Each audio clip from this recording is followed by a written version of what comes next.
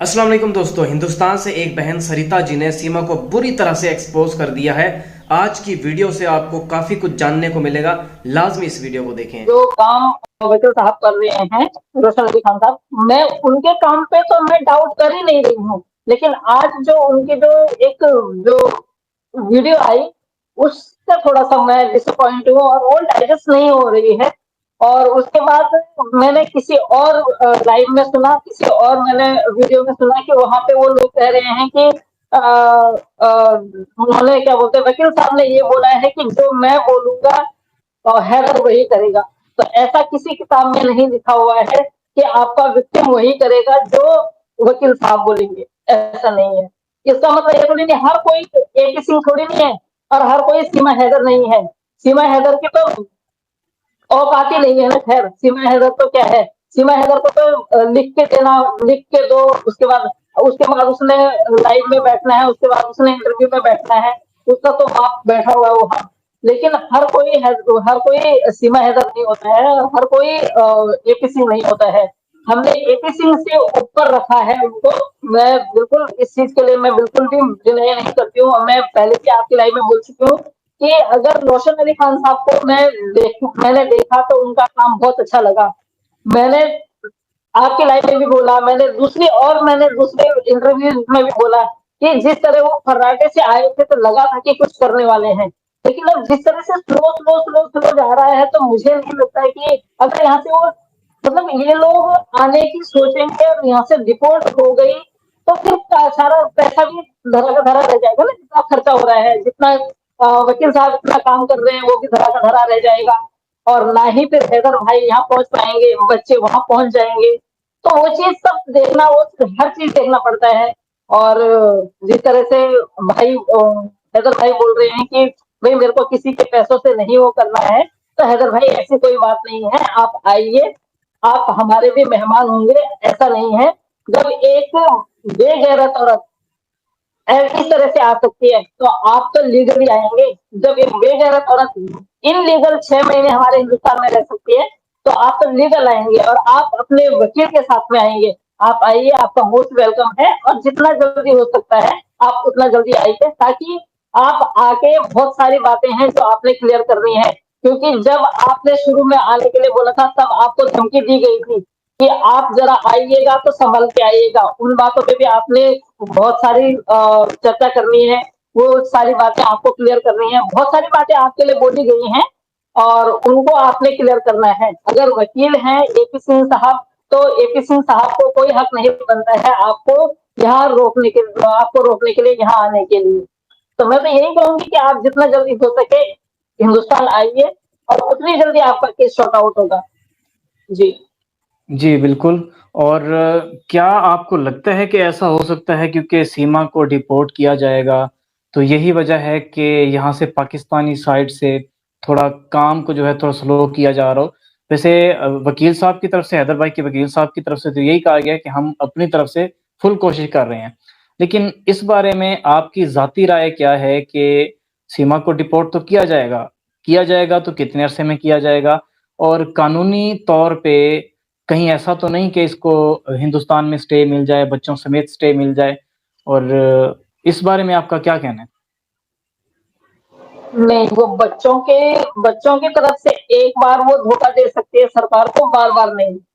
क्योंकि अभी जो गुहार लगाई है, और जो रोशन अली खान साहब जी कर रहे हैं, वो बहुत अच्छा कर रहे हैं, क्योंकि बच्चों को ले रहे हैं वो, बच्चों की रिस्पॉन्सिबिलिटी उनके फादर ले रहे हैं।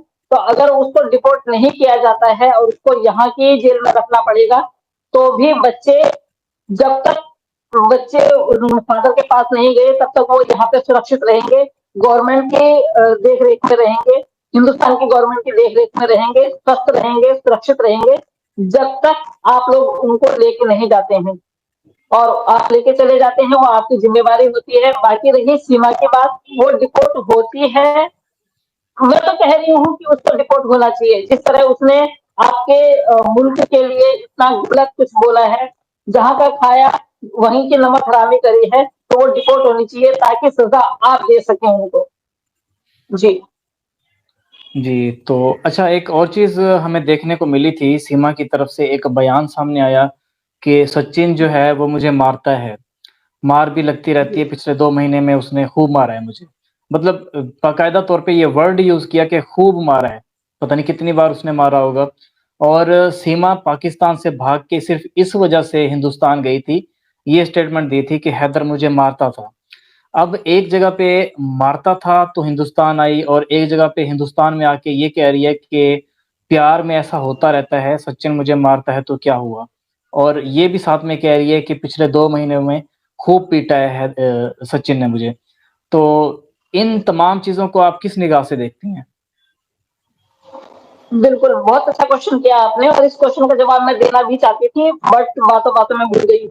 ये क्या हुआ कि उसको हैदर भाई के साथ में नहीं रहना था। हैदर भाई ने बाइक पे अगर उसको पहले तो मुझे नहीं लगता है कि हैदर भाई ने उनको इस तरह मारा होगा, जिस तरह उसने वो निशान दिखाए हैं। तो शायद आप लोगों ने पहले-पहले देखी होगी उसकी वीडियो, तो उसने बोला है कि जब ये इंडिया में रहता था सचिन, तब मैं अपने आप को उससे बीड़ियों से जलाती थी, अपने आप को काटती थी कि ये बीड़ी पीता है, ये अगर बाहर जाता है तो लेट में आता है, मैं बोलती थी कि जल्दी आ और ये जल्दी नहीं आता था। जिस वजह से क्योंकि ये औरत स्मोकिंग भी करती है, ड्रिंक भी करती है। अब आप बोलेंगे कि ये ड्रिंक कैसे करती है और हमें हमें कैसे पता चला? ये स्मोकिंग इसलिए करती है जहाँ पे ये पहले रहती थी, वहाँ के मकान मालिक ने बोला। सचिन ने इसको उस दिन भी मारा, जब इसने बोला कि मेरे को बीड़ी मतलब पीना है, जो भी है व्हाटएवर, तो सचिन ने तब भी माना कि नहीं बीड़ी नहीं पीनी है। 24 घंटे उनके उसके बच्चे मोबाइल में लगे रहते थे, सचिन ने मोबाइल भी छीना, उसके लिए टीवी लिया कि टीवी दिखाओ बच्चों को। फिर उसके बाद जब ये वहां गए थे नेपाल में, तो नेपाल में इसने जो वो थे क्या बोलते हैं होटल के मालिक थे, होटल के मालिक को पूछा इसने कि क्या यहाँ कोई पब वगैरह है? तो पब वगैरह में कौन जाता है? अगर इसको पब की इसको अगर पब की आदत नहीं पड़ी हुई थी तो आते ही इसने ऐसे कैसे बोल दिया? वहां के मालिक जो मालिक थे उन्होंने बोला कि आप पब वब मत जाइए क्योंकि यहाँ पे आपको लूट लेंगे, यहाँ पे आपसे पैसे ज्यादा लिए जाएंगे। तो अभी अगर वो ये बोल रही है, अब उसको बेशरम है वो, इसलिए बोल रही है वो क्योंकि वो सच में सीखती है। वो नेशनल टेलीविजन पे एक्सेप्ट कर चुकी है कि मुझे पीटता भी है और हम दोनों में प्यार भी है। वो सिर्फ क्या था उसको वहां से निकल के और अपनी मन मर्जी करनी थी, जिस तरह उसको नाचना था उसको वो नाचना है। एक वीडियो में आपने देखा होगा वो खुद भी नाच रही है और अपनी बड़ी वाली बिटिया को भी नचा रही है। मतलब वो अपने नक्शे कदम पे उस बिटिया को भी ले जाना चाहती है और वो वहां होता है, लड़ाई झगड़ा होता है, मारी कूटी जाती है।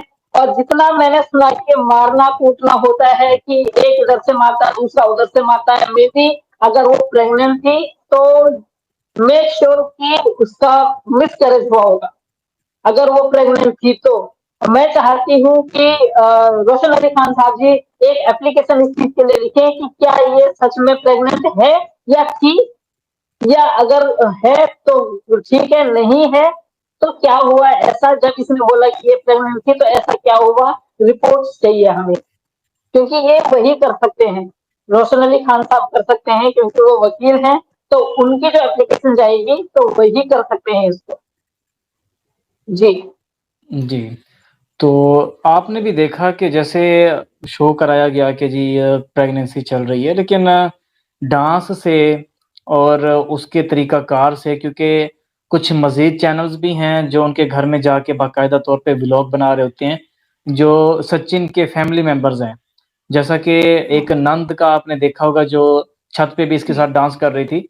अगर आप उसके व्लॉग उठा के देखें पिछले 2-3 व्लॉग्स, तो उनमें साफ तौर पे सीमा को भी देखा जा सकता है, घर के काम वगैरह भी कर रही है, घूम फिर रही है, नल पे भी जाके वो पानी निकाल रही है, तो ये तमाम चीज़ें वहाँ पे चल रही होती हैं। इस दौरान थोड़ा-सा भी इस तरह से फ़ील नहीं होता कि जैसे इसको प्रेगनेंसी हो, या फिर जैसे ये कह रही थी कि मारा-पीटा जाता है, तो जिस इंसान को मारा-पीटा जाता हो, वो सहम जाता है। इसके जो आपने देखा होगा कि इसके फेस एक्सप्रेशंस हो गए या बॉडी लैंग्वेज हो गई, इससे कहीं से भी ऐसा महसूस नहीं होता कि इसको हिंदुस्तान में भी मारा जाता हो।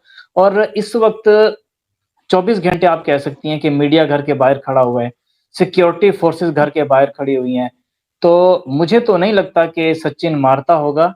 हाँ, ये हो सकता है कि जैसे वीडियो में भी उस वीडियो में जो आपने भी देखी, मैंने भी देखी, उसमें सचिन की तरफ से भी यही कहा गया कि मुँह-मारी हुई थी और वो भी एक बार का उसने कहा है। बाकी सीमा की तरफ से सचिन के सामने ये बात की गई कि खूब मारा है पिछले 2 महीने में।